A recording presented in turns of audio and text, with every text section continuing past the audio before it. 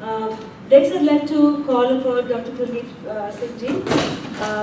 Kuldeep ji, actually, I met just about a couple of months ago for the first time in the Gurdwara. We were right here in this room, and we were running the Pultic Digital Voice training session for students, and there was a young gentleman sitting in the library, chota tha kamra piche, and I was wondering, kaun baithe hoye the, for hours he was sitting there doing his sadhana, doing his studies, and I actually got so curious. I went into the room and I said, "Who are you? What are you doing here? It's been hours." And he was so humble and so modest. He told me a little bit about himself, that he's been here without his family for about 5 years. His family's back in Patiala, and now he's really acting as a multilingual preacher at the Gurudwara Sahib.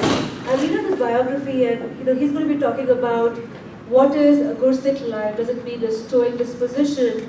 Does it mean delight? Does it mean cheerfulness? What is this? This need to be a certain way to show that you're a Gursikh and you're on this journey.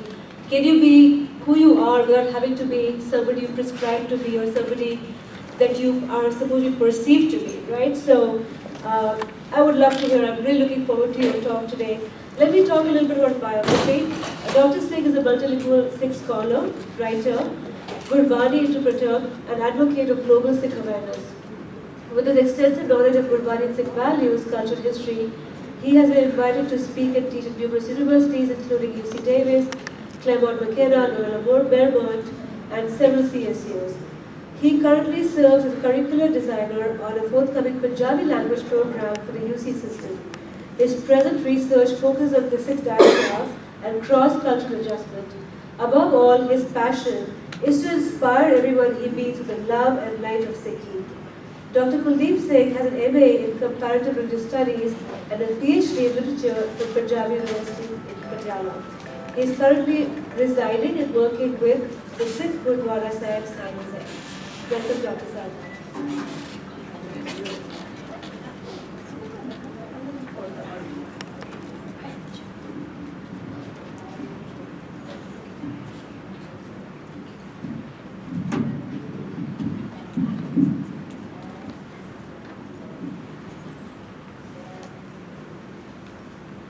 गुरु प्यारी साध संगत जी, सब तो पहला मेरी हमली फतेह प्रवान करो सारे वाहेगुरु जी का खालसा वाहेगुरु जी की फतेह। जिवें मैंने पता है, as I know, you must have tired so much because you have been listening since morning continuously. It's very hard to listen so many speakers. Anyhow, I think I won't get you bored, as my topic is delightful bit of Guru Nanak's lesson. I will read two papers first, 2 pages, then I will tell some stories what represent the witty personality of Guru Nanak Sahib.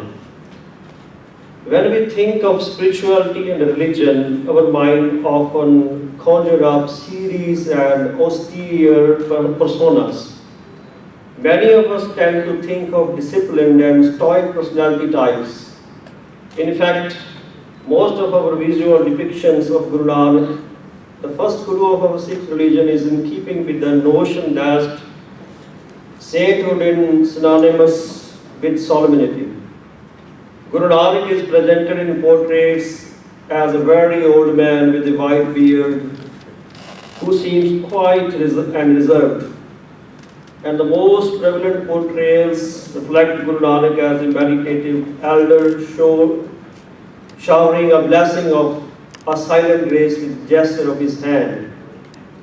While these depictions are in alignment with the common conception of what a spiritual teacher should look and act like, they may overlook numerous facets of Guru Nanak's personality and spiritual lessons. My hope is to reframe our previous subconscious association of strictness with religion to one that encompasses freedom and joy by imparting the lesser known magnanimous power of Guru Nanak's more jovial and light-hearted ways of teaching. My purpose in conveying Guru Nanak's most natural and wonderful, delightful nature is that we too will be inspired to live blissfully, that we may begin to let go of our fixed mentality of spirituality and exchange it with the lively, free-flowing concept as modeled by our Guru Nanak Sahib. To be cheerful, smiling, laughing is an art. Laughing eliminates our tensions and stress. It makes our mind and body blossom with radiance. Humor is another kind of reflection of the delighted soul. It's also good human nature. Humor can be reformed, elevated if it is well intentioned and gracious. When humor is gentle and subdued, it decreases anger, bitterness of failure, and blundering. If it is exalted, it can be revelatory of higher truths. Sense of humor is used to beautify and impact a message. If humor is used with the right intention, it has the potential to easily pierce the soul, and thus the message behind the humor is well delivered. In contrast, when any instruction is given harshly and directly, it often does not create the desired result upon delivery.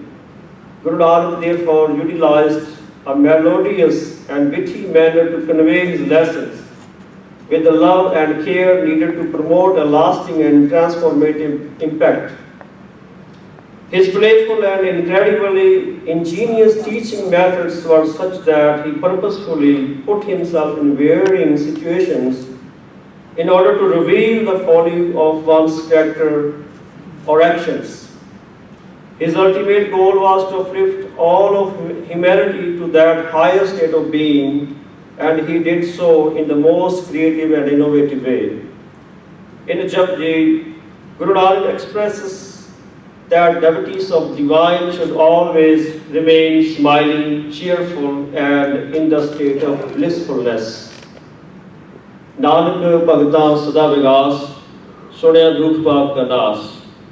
And Guruji further says, God is also blissful, true, and beautiful. Sat, Suhal, Sada Man Chao. So ecstasy and joy are really our most authentic states. Guru Nanak wanted to help all return to their most natural way of being, and he used real life scenario to bring people into a state of mind where they were able to recognize and correct their erroneous way of being. Guru's wit was aimed to instigate deep soul searching for the purpose of converting mindlessness and malevolent wrongdoing into freedom from wiles of Maya. Guru Nanak's wit was evident right from the onset of his youth. His birth was even a sentiment to the kind of a teacher Guru Nanak would be. Upon his delivery, he arrived smiling. His nurse, Daul Tadai, had seen a multitude of births, was appalled, amazed, and forever changed upon her vision of this baby, whose smile lit up her soul. She knew he would brighten the world with the cheer and joy. When Guru Nanak's father presented this otherwise destitute nurse with money for her midwifery service, she replied, I now have all the wealth of the world upon seeing your son. No money can replace that kind of prosperity. Guru Nanak arrived into this world with a smile reflecting his ultimate bliss. His very existence was a selfless dedication to enlighten the world. It is written in Gur Pratap Suraj Granth, Bahusis Janme Mamkar Mahi, Jehe Charj Kab Dekhyo Nahi, Dirg Nark Jo Vilas Mila Hai, Tyon Kite Shabad Pare Hai. He came into this world smiling, and he distributed blissfulness to the world. When Guru Nanak was 7 years old, he was sent to school to study language. Guru asked his teacher, please tell me the meaning of the letters that you are teaching me. And the teacher replied, Nanak, one letter has no meaning. Guru then said, if these letters are meaningless, then why are you teaching them to me? On that momentous day, Guru uttered one composition. The name of composition is Patti Likhi. It means Guru have written the patti. Guru wrote all the letters and Guru explained it very well. That gave the meaning of each letter in his Bani, and it started with Sassa letter. Sassa Soi, Srisht Jan Saji, Sabna Sahib Ek Paya. It also include all the letters of Gurmukhi, like Uda, Upama Taki Ki Jai, Jaka Ant Na Paya. They gave, the teacher was struck in wonder. Guruji's seemingly simple question about letters inspired a profound reflection within his teacher into the depth of spirituality. At the newcomer's age of 7, Guru Nanak was able to instigate a tremendous deliberation into the difference between fruitless learning and life-giving wisdom. The irony is that even when a teacher was aiming to instruct Guruji, it was the instructor himself who ended up being the one learning the true lesson. Diving deep into the historical accounts and Sakhis of Guru Nanak open pathways for us to continue to learn from his astute and witty techniques. What is so beautiful and evident from these stories is that Guruji did not discriminate against anyone. He had love for all in every facet of life. Whenever an opportunity presented itself for him to help his fellow humans, fellow beings, he did so without any reservation or iota of prejudice. People of every profession, gender, religion, and creed benefited and were uplifted from their interactions with this most crafty saint. I want to tell here the story of Janev ceremony. In the Hindu religion, it is mandatory tradition to put a Janev ceremonial thread around one's neck. Thus, during that era, Guru Nanak's family arranged a big gathering to celebrate this thread ceremony. All of his relatives, neighbors, and Hardayal Pandit gathered for this purpose. The young Nanak sat on a small cot and watched as Pandit Hardayal read Vedic mantras and prepared the Janev.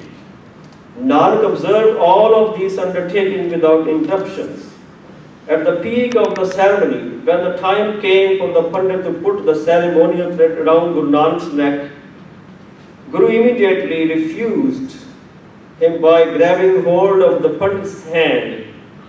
This act was seen as extremely disrespectful and the Hardayal was astonished by it. He questioned as to why Nanak didn't want to put the ceremonial thread on his neck. The Pandit insisted it was mandatory to be religious and to be a true Hindu.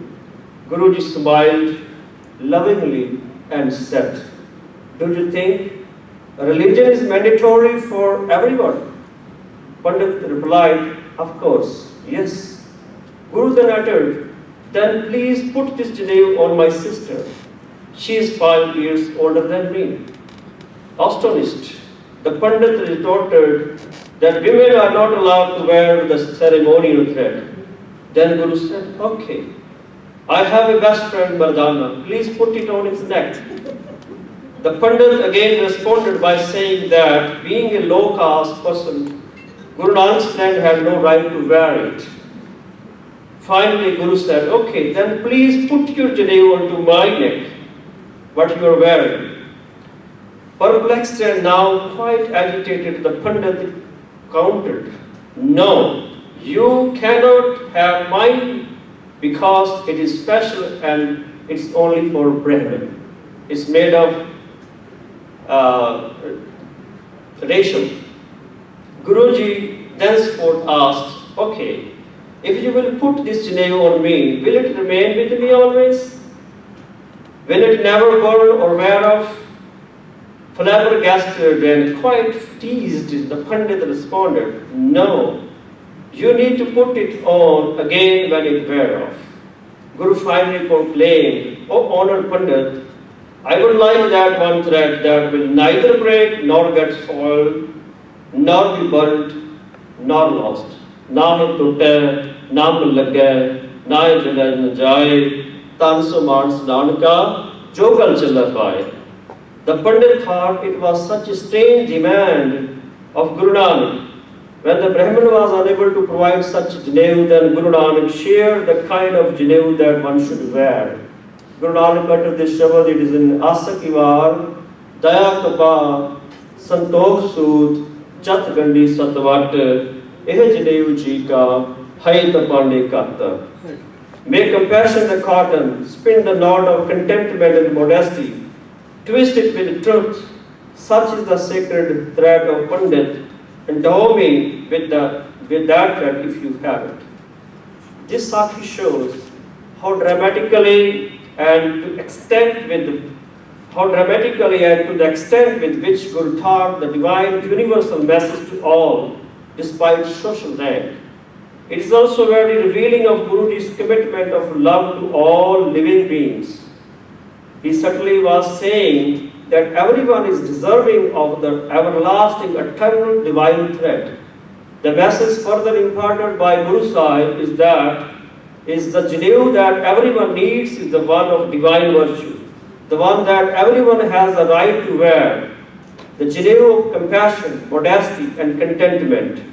The Janev that is only for the Hindus divides society even amongst its own as it contributes to delineation among castes.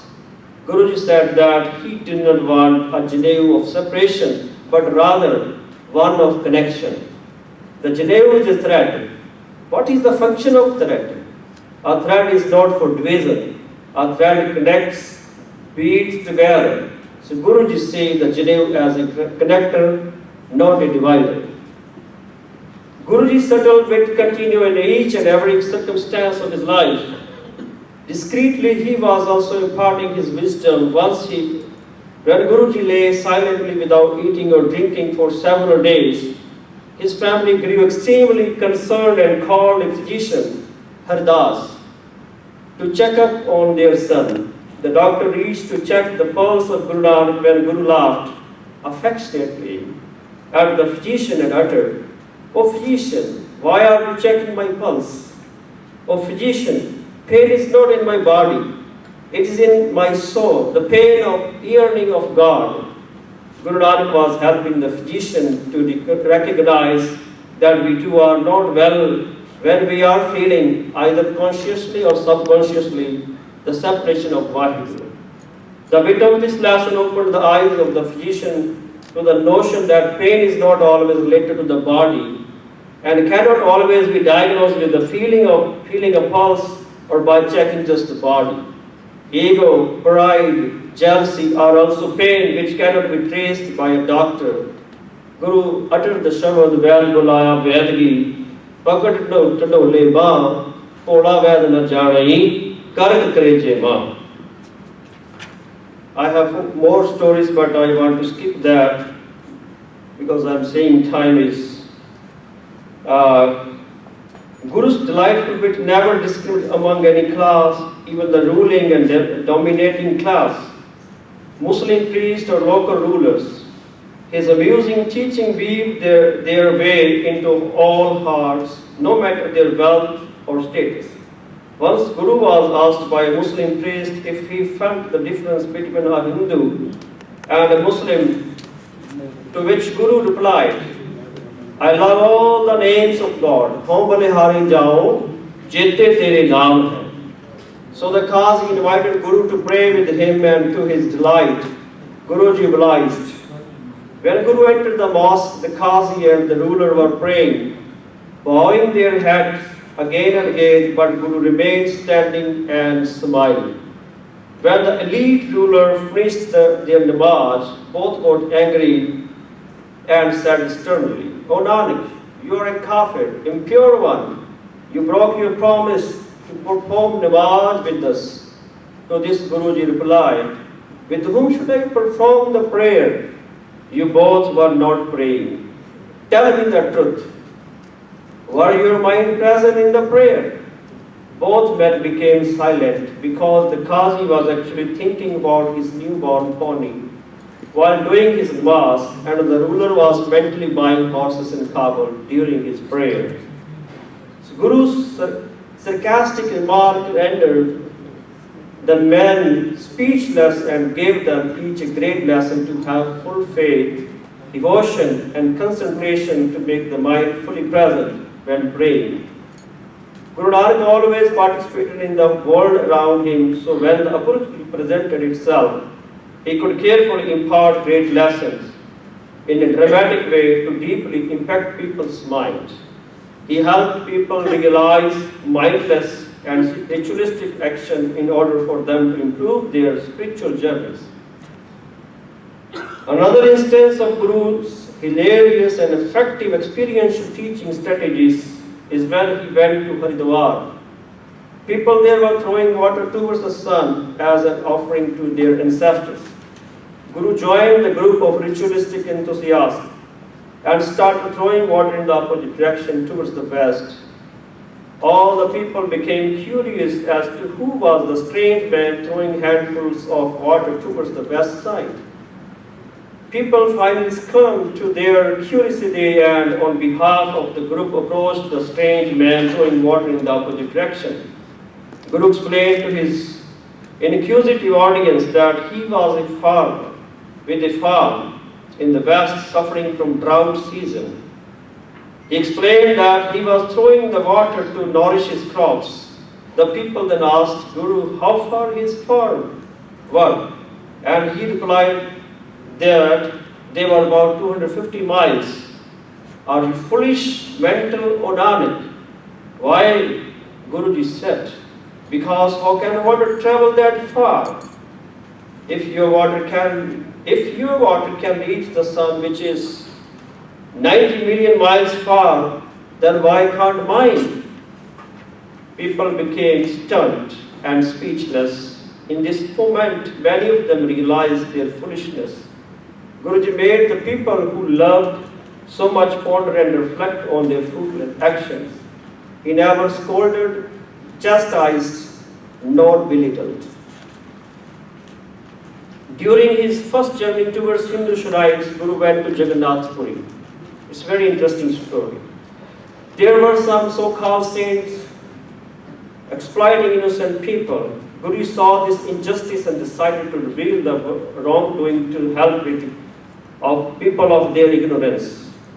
One false saint in particular named Kaljuga was sitting in an asana and crowded by his disciples. He claimed to know all the cosmos, Vishnu, Brahma and Shiva. He was claiming, I know Shiva Puri, Brahma Puri, मैं अभी ब्रह्मपुरी में हूँ, मैं शिवपुरी में हूँ, मैं अंतर्जामी हूँ, मैं सबके दिल की जानता हूँ. जो मुझे डोनेशन देगा, जो मुझे पैसा देगा, जो मुझे मत्था टेकेगा, उसका मैं स्वर्ग का टिकट काट दूंगा. So he was exploiting the people, and his donation box sat right in front, and as he was professing his powers, he would ever so often peek at his money box to ensure people were putting their hard-earning money into it. Guru Nanak asked Bhai Mardana to take Kaljug's donation box and hide it behind him. When Kaljug opened his eyes and saw his donation box missing, he unleashed into a frantic frenzy. He got so mad that he started cursing at his disciple, inquiring as to who stole his donation box. संतों से मश्करी करना अच्छी बात नहीं होती. मैं सभी को भस्म कर दूंगा, खत्म कर दूंगा. जिसने मेरा लोटा उठाया है, मैं उसको गर्म कर दूंगा, वो नरक में जाएगा. He threatened them, saying he will destroy whomever did such a terrible act. The innocent people became extremely frightened and cried, "We did not steal your box, Babaji. Please don't curse us. हमें श्राप मत दीजिए. असी नहीं तोड़ा लोटा चुकिया." At the same time, Guru Nanak appeared and said, "Oh dear saint, you are just professing that you are in an inner Lord who knows all the cosmos. It should be easy for you to find such a small box with that kind of knowing. Why can't you find your box with your miracle power?" The crowd of followers began chiming in asking him the same questions. Speechless and bright red with shame, Kaljug Panda had no choice but to reveal his box. Witnessing this trickery themselves enabled people to wake from their foolishness and see the saints' agenda to loot innocent people. Guru created a scenario to help people realize that they shouldn't blindly follow those who claim to be saintly but really exploit. Akita mita, nag pakada, thakkan ko sansar, magar pacha kach na suja, ehe padma alone. During his third journey towards a Muslim place of worship, Guru made his way to Mecca wearing Muslim garb. He became quite tired with the strenuous travel and placed his feet towards Mecca. The Muslim Qazi, upon seeing Guruji, became unfurled and started screaming obscenity at Guruji while inquiring why Guru would do the indomitable act of pointing his feet toward Mecca. Guruji explained to the frazzled Muslim Qazi that he was so tired, did not know where God did not reside. So he requested for the Qazi to kindly put his feet where God was not. The Qazi became very amused by Guruji's lesson, realizing in that moment that God is everywhere. For wherever he turned Guruji's feet, he saw God in all directions. Guru helped the Qazi realize that God is omnipresent, God is everywhere. Guru's witty action opened the eyes of this blessed Muslim Qazi to realize in a minute what he couldn't comprehend throughout his entire life. Guru's presence from birth through adulthood brought forth bloomed closed hearts. He knew the right-tilling methods to help prepare people for errors of their ways. He never tried to turn people to his own ideology or for his own benefit, but simply wanted to help people awaken to the love that already existed within themselves. Even to the most tormented and closed personhoods, assistance to Guruji ensured throughout his travels. One infamous resistance in Achal Batala, Multan, inspired a lesson that even today carries masterful significance. Guru Nanak entered Achal Batala, where numerous Siddhas and Piras sang together. Many of them resisted Guru Nanak's presence at this gathering and to show their disapproval metaphorically, sent one full cup of milk as a representation that there was no room for Guru Nanak. However, this act was seen by Guru Nanak as an opportunity to melt old hearts. He responded to this act by putting one jasmine flower on top of the cup of milk to signify that he would never be burdened nor take space. It also indicated that Guru is like a flower, fragrant and soft blooming. He wanted people to learn to live in Maya like the flower floats on milk, without being disturbed with detachment and a beautiful sublime fragrance. Guruji wanted to impart that when we join others, we should aim to be fashioned and fragrant with the saintly and humble presence. Endless story exists to exhibit Guruji's witty way of preaching. One final story is when Guruji questioned Pai Lena, along with his own sons, to determine the next Guruship. Guruji asked them if they know what is in his hand. Shri Chand, his elder son, said, "No doubt, Baba Nanak, you have coin in your hand." His other son, Lakshmi Das, answered the same as Shri Chand. Then the same question was asked to Pai Lena and he said, "Oh my dearest Babaji, Sadguru Nanak Padshah, how can I fail? What is in your hand? It contains all godly wisdom. All the worldly and spiritual treasure are in your palm. It contains the entire universe and God as well." This was Guruji's way of selection for who can see beyond the physicality of the earth. Pai Lena was able to realize Guru Nanak's power. Thus Guru put his divine light in Lehna and named his Angad, made from his own body parts. So Guru Nanak's wit was always imbued with sublimity, humility, love and care. It always showed mercy and beneficence into social judgments.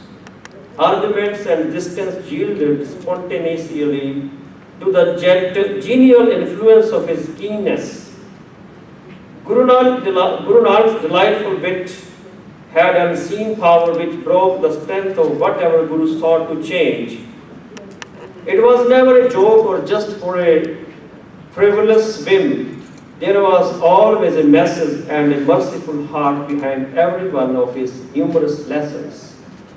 Guru Nanak's humor never sought to demoralize or belittle. His objective was always to spread the contagion of divine joy and bliss. The witty way is powerful to convey the right message in the right time for the right purpose.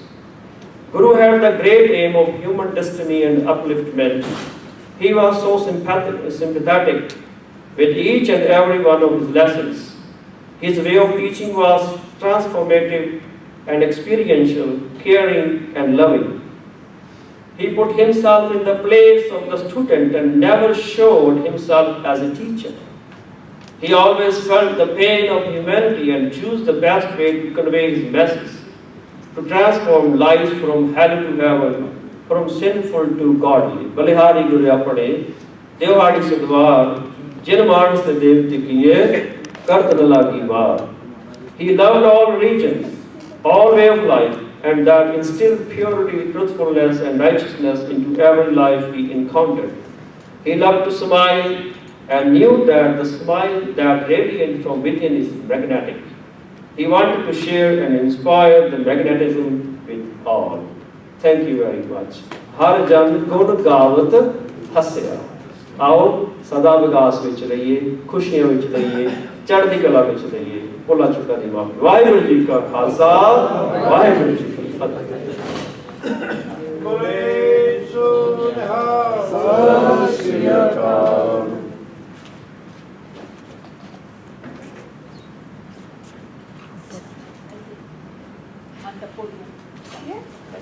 Thank you, Vijay. Thank you very much. I have to use one mic at this level and one mic at this level. I have a couple of questions. Listening to stories are very good for our ears, but we have to apply, we just apply our own siyana. Where God goes, when we see others go, who is under this question? Maybe I'm not reading it correctly. Where God goes when we see others go, where He goes when we dance drinking liquor, where it goes when we fight in the Gurdwara, listening in stories, God is everywhere, why not in our personal life?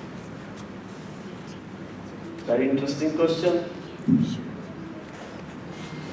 I can give you answer with the reference of Jap Sahib, where Guru Gobind Singh says, Namo Kala Karta, Namo Shanti. So God lives even in the Kala Klesh, in the clash. Where is the clash? The God is there. एक और सवाल है,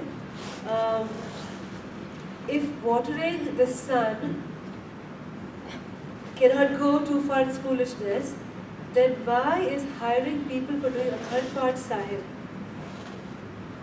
That's a good one. मेरा question ये है कि ਜਦੋਂ ਅਸੀਂ ਕਹਿ ਦਿੰਦੇ ਹਾਂ ਕਿ watering is not good like ਆਪਾਂ ਹਿੰਦੂਇਜ਼ਮ ਆ, ਕਿਉਂਕਿ ਅੱਜ ਕੱਲ੍ਹ ਗੁਰਦੁਆਰਿਆਂ ਵਿੱਚ ਇਹੀ ਹੋ ਰਿਹਾ ਆ।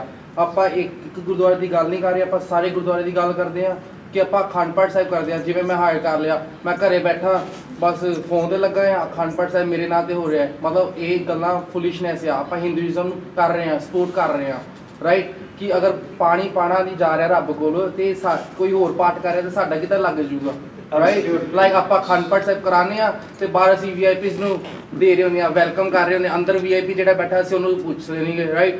ਜਦੋਂ ਵਿਆਹ ਹੁੰਦਾ ਸਾਡੇ ਘਰੇ ਅਖੰਡ ਪਾਠ ਸਾਹਿਬ ਹੋ ਜਾਂਦਾ ਫਿਨਿਸ਼, ਰਾਤ ਨੂੰ ਸ਼ਰਾਬਾਂ। ਸੀਰੀਅਸਲੀ ਮੇਰੇ ਆਪਣੇ ਘਰੇ ਹੋਇਆ ਸੀਗਾ, ਮੈਂ ਆਪਣੇ ਘਰੇ ਵੜਿਆ ਨਹੀਂ ਸੀਗਾ ਮਹੀਨਾ ਪੂਰਾ, ਮੇਰੇ ਤਾਏ ਨੇ ਕੀਤਾ ਸੀਗਾ।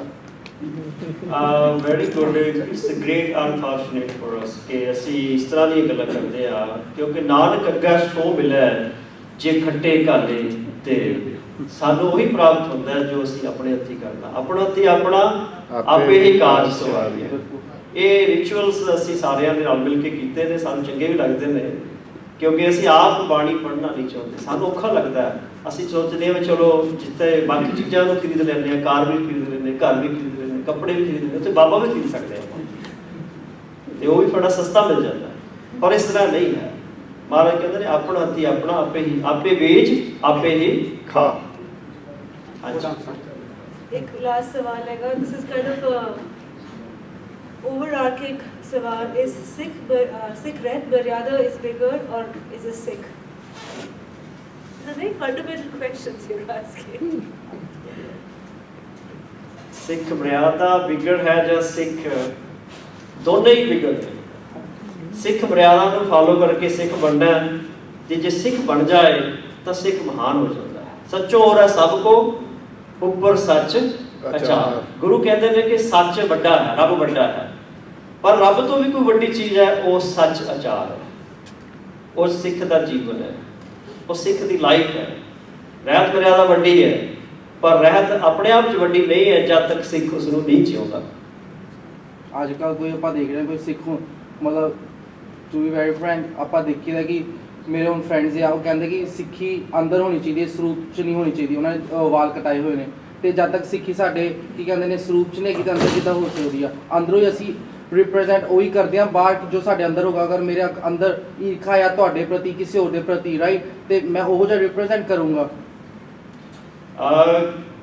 ਜਦੋਂ ਅਸੀਂ ਆਪ ਵੀਕ ਹੁੰਦੇ ਹਾਂ, ਕਮਜ਼ੋਰ ਹੁੰਦੇ ਹਾਂ, ਤਾਂ ਅਸੀਂ ਐਕਸਕਿਊਜ਼ ਕ੍ਰੀਏਟ ਕਰਦੇ ਹਾਂ। ਇਹ ਸਾਡੇ ਐਕਸਕਿਊਜ਼ ਹੁੰਦੇ ਨੇ ਕਿ ਜੀ ਬਾਹਰੋਂ ਸਿੱਖੀ ਦੀ ਲੋੜ ਨਹੀਂ ਹੈ। ਉਹਨਾਂ ਨੂੰ ਪੁੱਛੇ ਕਿ ਅੰਦਰੋਂ ਕਿੰਨੇ ਕੁ ਪੱਕੇ ਸਿੱਖ ਹੋ ਤੁਸੀਂ? ਬਾਣੀ ਨੂੰ ਪੜ੍ਹੋ ਨਾ, ਬਾਣੀ ਸਾਰੀ ਇਨਰ ਬਿਊਟੀ ਦੀ ਗੱਲ ਕਰਦੀ ਹੈ।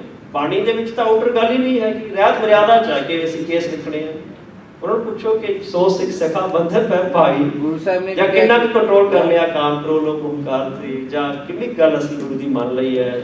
ਗੁਰ ਸਤਿਗੁਰੂ ਕਾ ਜੋ ਸਿੱਖ ਖਾਏ ਸੋ ਪਲਕਿਓ ਕਰਨਾ ਧਿਆਏ। ਸੋ ਸਿੱਖ ਮੇਰੇ ਹਿਸਾਬ ਨਾਲ ਗੁਰੂ ਸਾਹਿਬ ਤਾਂ ਉਹੀ ਕਹਿੰਦੇ ਆ ਕਿ ਸਿੱਖ ਉਹੀ ਹੈ ਜੋ ਰਹਿਤ ਮਰਿਆਦਾ ਫੋਲੋ ਕਰੇ, ਰਾਈਟ। ਜੇਕਰ ਮੈਂ ਦਾੜੀ ਕਟਾ ਰਿਹਾ, ਦਾਰੂ ਪੀ ਰਿਹਾ, ਸੋ ਆਈ ਐਮ ਨਾਟ ਅ ਸਿੱਖ।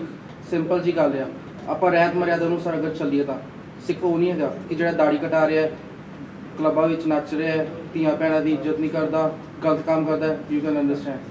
ਸੋ ਗੱਲ ਇੱਕੋ ਹੀ ਹੈ। ਗੁਰੂ ਸਾਹਿਬ ਨੇ ਕਹਿ ਦਿੱਤਾ, ਇੱਕ ਇਹਦਾ ਤੁਸੀਂ ਜਿਵੇਂ ਮਰਜ਼ੀ ਐਕਸਪਲੇਨ ਕਰ ਲਓ, 100 ਸਿੱਖ ਸਖਾ ਬੰਧਨ ਹੈ ਭਾਈ ਜੇ ਗੁਰ ਕੇ ਭਾਣੇ ਵਿੱਚ ਆਵੇ।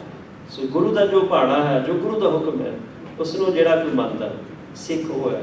ਸਿੱਖ ਹੋਣ ਦੇ ਲਈ ਤੁਹਾਨੂੰ ਸਰਟੀਫਿਕੇਸ਼ਨ ਦੀ ਲੋੜ ਨਹੀਂ ਹੈ ਕਿ ਮੈਨੂੰ ਕੋਈ ਕਹੇ ਕਿ ਮੈਂ ਸਿੱਖ ਹਾਂ।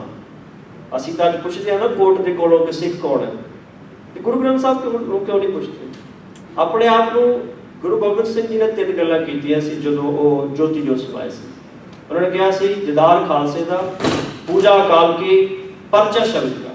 ਪਰਚਾ ਸ਼ਬਦ ਦਾ ਮਤਲਬ ਸੀ ਐਗਜ਼ਾਮਿਨ ਯੂਰਸੈਲਫ, ਟੈਸਟ ਯੂਰਸੈਲਫ। ਕਾਹਦੇ ਨਾਲ ਟੈਸਟ ਕਰੀਏ? ਗੁਰਬਾਣੀ ਦੇ ਨਾਲ। ਗੁਰਬਾਣੀ ਜਿਹੜੀ ਹੈ ਉਹ ਟੈਸਟਿੰਗ ਅਥਾਰਟੀ। ਸੋ ਉਹਨੂੰ ਪੁੱਛ ਲਓ ਕਿ ਕਿੱਥੇ ਕਰਦੇ ਸੀ। ਆਪਾਂ ਗੁਰਬਾਣੀ ਦੀ ਬਜਾਏ ਆਪਾਂ ਗੁਰਬਾਣੀ ਦਾ ਹੱਥ ਨਹੀਂ ਫੜਦੇ, ਅਸੀਂ ਪਖੰਡੀ ਬਾਬੇ ਦਾ ਹੱਥ ਫੜਦੇ ਆ। ਅਸੀਂ ਗੂਗਲ ਤੇ ਵੀ ਸਰਚ ਕਰ ਲੈਂਦੇ ਆ, ਇਸ Guru Granth Sahib is a living God or not. Like ਸਾਨੂੰ ਆਪਦਾ ਹੀ ਨਹੀਂ ਭਰੋਸਾ ਸਾਡੇ। ਸੀਰੀਅਸਲੀ ਮੈਂ ਦੇਖਿਆ ਕੋਈ ਲੱਭਦੇ ਆ। ਹਾਂਜੀ, ਪਰ ਜੇ ਵੇਖਿਆ ਜਾਵੇ ਹੁਣ ਜਿਨ੍ਹਾਂ ਦੇ ਬਾਣੇ ਪਾਏ ਆ, ਕਿਰਪਾਨਾਂ ਪਾਈਆਂ, ਉਹਨਾਂ ਨੂੰ ਪੁੱਛੋ ਵੀ ਕਿੰਨੇ ਸਿੱਖ, ਕਿੰਨੇ ਪਰਸੈਂਟੇਜ ਜਿਹੜੇ ਲੋਕ ਸਿਰਫ ਵਿਖਾਵਾ ਕਰਦੇ। ਜਿਹੜਾ ਉਹ ਸਪਿਰਚੁਅਲ ਨਹੀਂ ਹੈਗਾ, ਉਹ ਜਨਰਲੀ ਹੈ। ਗੁਰੂ ਨਾਨਕ ਦੇਵ ਜੀ ਨੂੰ ਰਾਏ ਬਲਾਰ ਨੇ ਆਪਣੀ ਅੱਧੀ ਜ਼ਮੀਨ ਦੇ 750 ਮਰਬਾ 20,000 ਏਕੜ ਸੀ। ਸੋ ਗੁਰੂ ਨਾਨਕ ਸਾਹਿਬ ਨੂੰ ਵੀ ਪਤਾ ਸੀ। ਨਾ ਗੁਰੂ ਨਾਨਕ ਸਾਹਿਬ ਨੇ, ਨਾ ਬਾਅਦ ਦੇ ਗੁਰੂਆਂ ਨੇ, ਨਾ ਗੁਰਸਿੱਖਾਂ ਨੇ ਉਸ ਜ਼ਮੀਨ ਤੇ ਖੇਤੀ ਕੀਤੀ ਜਾਂ ਉਹਨੂੰ ਸੰਭਿਆ। ਗੁਰੂ ਨਾਨਕ ਦੇਵ ਜੀ ਨੇ ਸਿੱਧਾ ਤਲਵੱਡੀ ਕਰਤਾਰਪੁਰ ਜਾ ਕੇ ਹੋਰ ਜ਼ਮੀਨ ਲੈ ਕੇ ਸਿੱਖਾਂ ਨੂੰ ਉੱਥੇ ਖੇਤੀ ਕਰਵਾਈ, ਜਿੱਦਾਂ ਜਾਂ ਆਪ ਵੀ ਕੀਤੀ ਹੈ। ਤਾਂ ਇਹ ਤਾਂ ਨਹੀਂ ਕਿਹਾ ਜਾਂਦਾ ਵੀ ਕਿਉਂ, ਇਹ ਤਾਂ ਉਹ ਜਾਣਦੇ ਸੀ। ਤਾਂ ਇਹਦੇ ਪਿੱਛੇ ਕੀ ਲੌਜਿਕ ਆ, ਜਾਂ ਅਜੇ ਤੱਕ ਵੀ ਉਹ ਜਿਹੜੀ 20,000 ਏਕੜ ਜ਼ਮੀਨ ਆ, ਉਹ ਮਤਲਬ ਸਿੱਖਾਂ ਨੇ ਕਦੀ ਕਲੇਮ ਕਿਉਂ ਨਹੀਂ ਕੀਤਾ? ਜਦੋਂ ਗੁਰੂ ਨਾਨਕ ਦੇ ਨਾਂ ਹੈ ਸਟਿਲ ਹਲੇ Viji, thank you for the ਅੱਧੇ question. ਸੈਕਿੰਡ 'ਚ ਮੈਂ ਇਹਦਾ ਜਵਾਬ ਦੇਣਾ ਪਰ ਗੱਲ ਇਹ ਹੈ ਕਿ ਗੁਰੂ ਸਾਹਿਬ ਚਾਹੁੰਦੇ ਨੇ ਕਿ ਮੇਰਾ ਸਿੱਖ ਕਿਰਤ ਵਿਰਤ ਕਰ ਧਰਮ ਦੀ ਹੱਥੋਂ ਦੇ ਕੇ ਭਲਾ ਬਣਾਵੇ। ਗੁਰੂ ਨਹੀਂ ਚਾਹੁੰਦਾ ਕਿ ਮੈਂ ਸਾਰਾ ਕੁਝ ਇਹਨੂੰ ਬਣਾ ਕੇ ਦੇ ਦੇਵਾਂ ਤੇ ਮੌਜਾਂ ਕਰੇ ਮੇਰੇ ਕੰਮ ਤੇ ਮੇਰੇ ਕੀਤੇ ਹੋਏ, ਜਿਵੇਂ ਅਸੀਂ ਚਾਹੁੰਦੇ ਹਾਂ ਅੱਜ ਕੱਲ੍ਹ ਪੰਜਾਬੀ ਲੋਕ ਕਿ ਮੈਂ ਆਪਣੇ ਬੱਚਿਆਂ ਲਈ ਆਹ ਕੁਝ ਕਮਾ ਕੇ ਦਰ ਜਾਵਾਂ। ਗੁਰੂ ਨੇ ਕਿਹਾ ਕਿ ਆਪਣਾ ਹੱਥੀ ਆਪਣਾ ਆਪਣੀ ਵਿਕਾਸ ਸਵਾਰੀ ਹੈ, ਆਪਣਾ ਕੋ ਆਪ ਪੁੱਟੋ, ਦੂਸਰਿਆਂ ਤੇ ਡਿਪੈਂਡ ਨਹੀਂ ਹੋਣਾ। ਕਿਰਤ ਕਰੋ ਦਾ ਮਤਲਬ ਇਹੀ ਸੀ। ਹੋ ਸਕਦਾ ਜੇ ਗੁਰੂ ਸਾਹਿਬ ਜਿੰਨੀ ਜ਼ਮੀਨ ਸੀ ਸਾਨੂੰ ਦੇ ਜਾਂਦੇ, ਅਸੀਂ ਵਿਹਲੜ ਹੋ ਜਾਂਦੇ, ਨਖੱਟੂ ਹੋ ਜਾਂਦੇ। ਅੱਜ Thank you, Viji. Thank you for all those excellent questions.